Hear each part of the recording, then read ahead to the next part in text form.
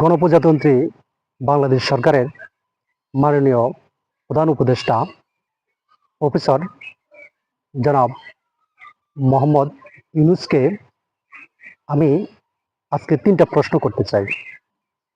এই 3টে প্রশ্ন হলো, 1 নম্বর হলো, প্রফেসর ডক্টর মোহাম্মদ ইউনূস গত বছর 2024 সালের আগস্টে যখন বাংলাদেশে পা রাখেন, তখন তিনি বলেছিলেন যে সাবেক প্রধানমন্ত্রী শেখ হাসিনা এই দেশটাকে গাজা নগরী বানিয়েছে।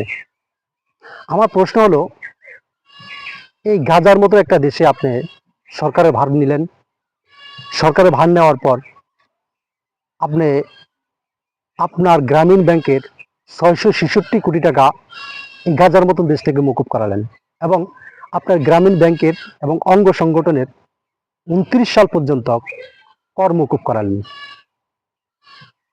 এবং আপনার গ্রামীণ ব্যাংকের মাধ্যমে আমেরিকার স্টার্লিংকে গ্রামীণ সংস্থার মাধ্যমে চুক্তিবদ্ধ হলেন।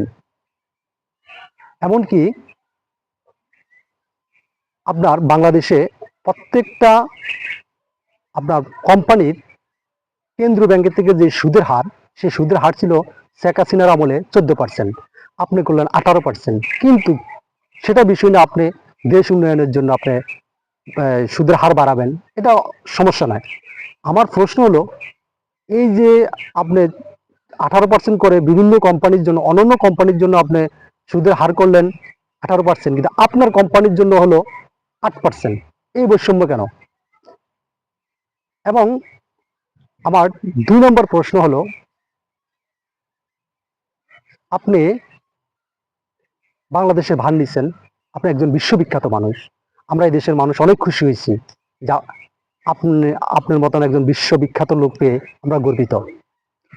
আপনি সরকার ভার নেওয়ার পর আমাদের বাংলাদেশের হৃৎপিণ্ড চট্টগ্রাম বন্দর আপনি বিদেশিদের হাতে দিয়ে দিলেন। চট্টগ্রাম বন্দর যদি বিদেশিদের হাতে আপনি দিয়ে দেন, তাহলে আর আপনাকে কি জন্য আনছি? সেটা তো আমরাই দিতে পারতাম, আপনার তো দেওয়ার কোনো প্রয়োজন ছিল না। আমরা আপনাকে আনছি চট্টগ্রাম বন্দর না, শুধু সারা বাংলাদেশকে আপনি আপনার মেধা এবং মেধা দিয়ে এবং এই দেশটাকে সাজাবেন। আমার 3য় নম্বর প্রশ্ন হলো, এই দেশে হাজার হাজার মিল ফ্যাক্টরি 5 তারিখের পর বন্ধ হয়ে গেছে।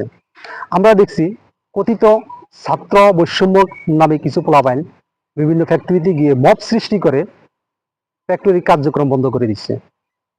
এদিকে আপনার প্রশাসন নীরব, আপনি নীরব, কিন্তু ওই ফ্যাক্টরিগুলোতে যে সকল শ্রমিকরা তারা দুবেলা দুমুঠো ভাত খাওয়ার জন্য দিনরাত পরিশ্রম করে, তাদের বেতন পাচ্ছে না, সেই বেতনের জন্য রাস্তায় নামে, সেখানে আপনি আপনার বাহিনী দিয়া লাঠিপিটা করেন এবং কাঁদানি গ্যাস মারেন। আমরা কি এই জন্য আপনাকে বসাইছি? দয়া করে আমার এই 3টা প্রশ্নের উত্তর আপনি দিবেন। ধন্যবাদ সবাই।